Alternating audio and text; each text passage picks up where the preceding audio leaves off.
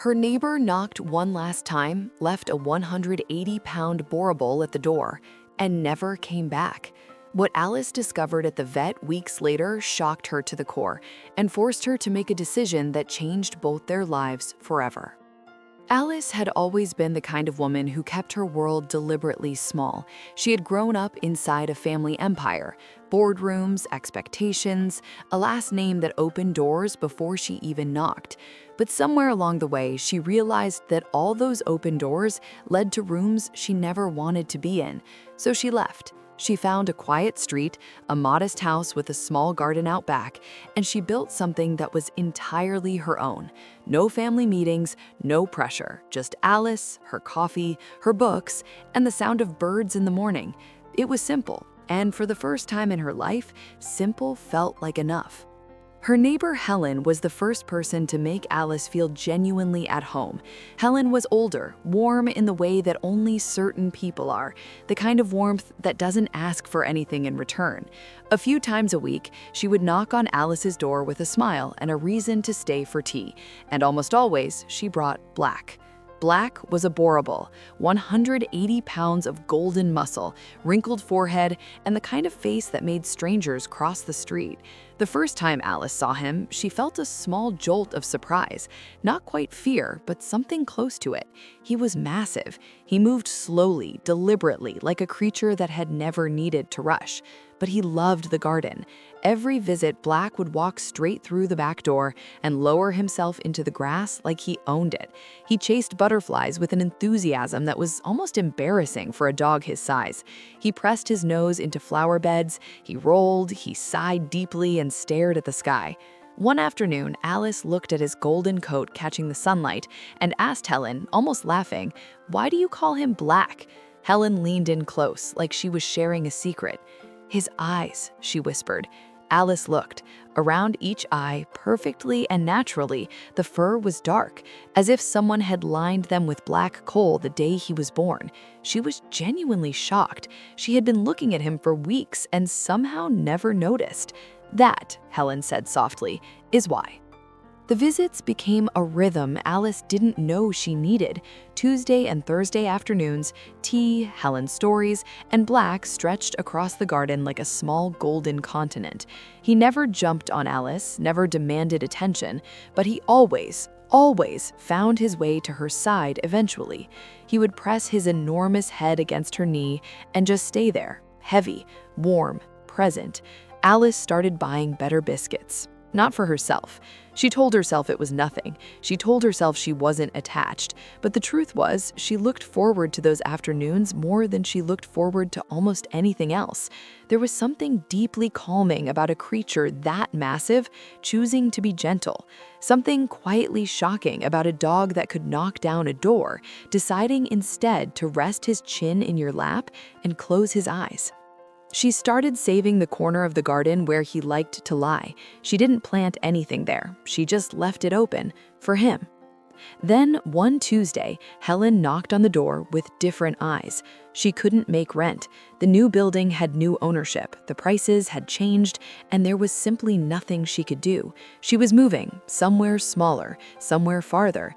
Alice offered, immediately, without hesitation. She would help, she would cover it, whatever Helen needed, but Helen shook her head. "The new place is tiny," she said quietly. "A small apartment, no garden, no space." She paused. "It's no place for Black." Alice felt the shift before she understood it. Helen asked if Black could stay, just for a while. She would visit, she would call. It would be temporary, she promised. Her voice was steady, but her eyes said something different. Alice looked down at Black, who was already sitting beside her, his heavy head tilted slightly, his dark-rimmed eyes watching her face. She said yes. She was a little shocked at how quickly she said it. "I see you still haven't subscribed, and honestly, that breaks my heart a little. Hit that subscribe button now, because this story is just getting started."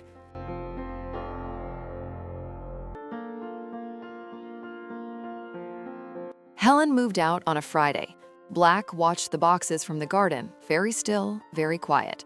Saturday passed, Sunday passed. Alice called Helen's number. It rang twice, then went to voicemail. She called again Monday, Tuesday, The line went dead, completely disconnected. No message, no forwarding number, nothing.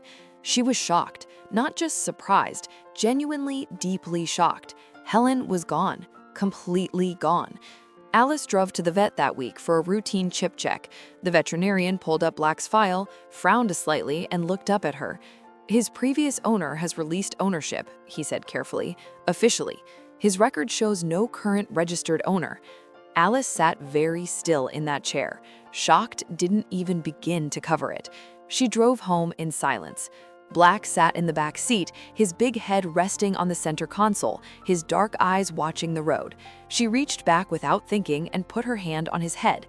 He sighed, long and slow, and leaned into her palm.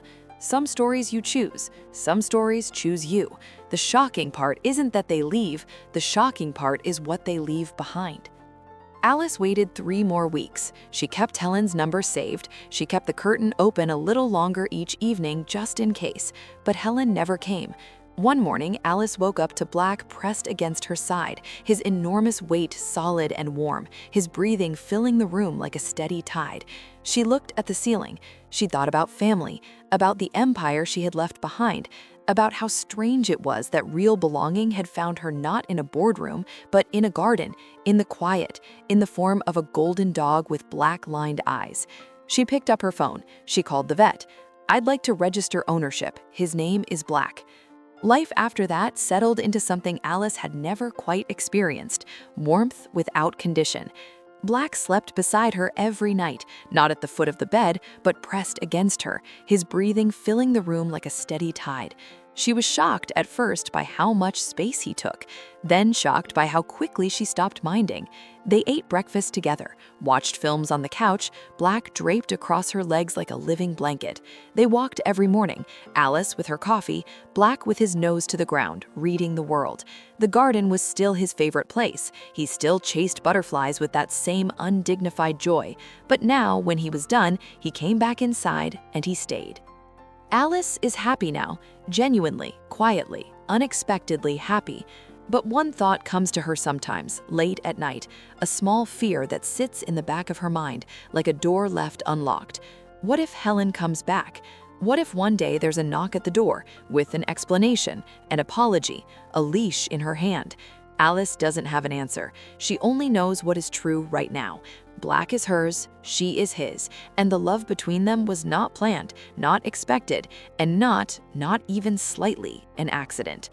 Did Helen do the right thing by leaving Black behind, or did she break a trust that can never be repaired? Tell me in the comments.